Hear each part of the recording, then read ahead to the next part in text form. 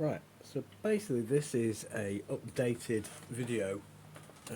On the first one where I had the 3D printed camera, what I've done, you see, is the original video had a SOTAC JAM fitted to the PVS-14, but using that I had to have the camera finger, which holds the camera lens itself, at about a 2 o'clock position, so it wasn't ideal. Had to edit the rotation in my video sort of editing software in order to get everything correctly set up. But anyway, turned out to be a SOTAC JM I bought from Temu for £10.50. So anyway, I was having a look around for a different JM. I wanted the FW Solutions one, the one not with the plastic dovetail, but the one with the metal one. But there was nowhere in stock anywhere. Couldn't even get one second hand. But I did find this this JM which was on Thingiverse, I think it is, a 3D printing site, by a user called Drunken Ape. So basically, I got a friend of mine to 3D print this out, and it comes in 3 pieces. Well, more than 3 pieces actually. You get 7 of these dovetails, and each one sort of fits your chosen Wilcox mount. You know, in like one, you know, what one sort of good way or one bad way or whatever. You know, it's either like really tight or it's like loose or whatever. So this is one of the cast-offs that I hadn't been using.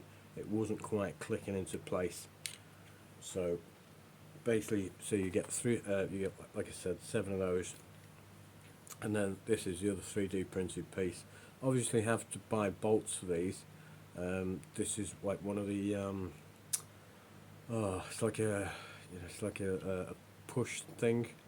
I can't remember the name of it, but anyway, so you basically use like a soldering iron, and you sort of heat that up and then push it into place in here. So your bolt sort of goes and fits through there, screws into there.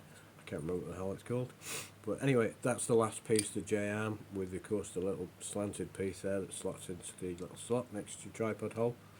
So basically you get all 3 parts. Now to buy the bolts, because I had to buy more than one, I ended up paying about £18 I think from eBay. So I've made, but basically bought enough to make 3 JMs. So I actually had my friend print out a couple more for me, just so that I could use them for spares, you know, whatever else. But it has proven to be very hardy in how sort of well built it is. You know, what once it's sort of built in place. So this is the first one I had, but because I hadn't drilled out the hole a little bit more for the tripod bolt, I ended up splitting the material there. So I got my friend to printing me out a couple more, and then I drilled a hole just to make it a bit more sort of wider for when I use the tripod screw on at the bolt. So anyway, so now that I've got that JM fitted to the PVS-14, the camera now sits at the right position. So anyway, it's an excellent JM. I've been using it for a few months now. No issues at all. This one fits the Wilcox mount. I think this is like an Argos mount or something like that. I know it's something similar, but anyway, it fits that perfectly. Clips in, as you can hear there, and then you know, nicely articulates in almost any position that you might need. And then of course when you need to clip it, it's a little bit tight pulling it out, but it does come out. But I mean, you need it nice and tight anyway, you don't want it falling out. I mean, I used redundancy strap anyway on the 14, but so anyway, the 3D printed camera is the same one as I was using before. This is another printout that I got my friend to do, just in case I needed like a second one, but the first one's proven to be okay. The only thing I have changed on it is I bought a Matecam X9 3.0 95 degree camera. which is more suitable for nighttime sort of use. The only problem it does do is it sort of slightly over blooms. So what I have to do is change, just change the brightness in my editing software. Of course, this tube I'm using is it doesn't have manual gain and it doesn't have auto gating either. So you know, just having to sort of edit it when it's too over bright.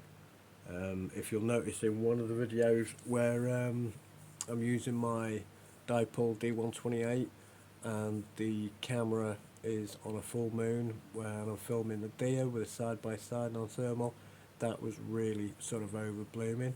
You know, it was a full moon anyway, but it was well bright.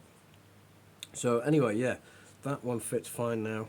I do have a very, very slight issue, and I don't know where it's from. There is some sort of shadow over the top, and I think possibly the camera isn't pointing in the perfect orientation, because you have to lead the PCB cable with the camera on the end, and then clip it into the end of this sort of thing here. I've stuck a little bit of glue behind it just to keep it in place, but I don't think it's pointing in the right direction.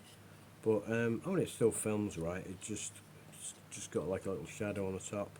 So at some stage I will probably change it, but you know, it's just one of those things I can live with at the moment. So anyway, that's pretty much it, I think. The only other thing I did do was I bought a 3x afocal lens. Got it from a guy on eBay from Australia, and because it didn't have the cap on the end, I got my friend to 3D print me a cap, also from that Thingiverse site, and that fits perfectly over that. So it's pretty awesome. I can be in the woods, and if there's a deer far off, I can just slip this over and do a quick recording at 3x magnification, and then slip it off again when I don't need it. And of course, this cap was also free to print out, which is pretty cool. Like I said, fits the afocal lens absolutely perfect. I paid £105 for this, and it was literally in like mint condition when it came. Lenses probably need a bit of a clean, to be honest, but yeah, so that's all working fine. Nice to say that the camera is working great with no issues in this orientation. Well, apart from that little shadow on the top, but not a lot I could do about that. But anyway, just thought I'd update the video just so you can see what it's like.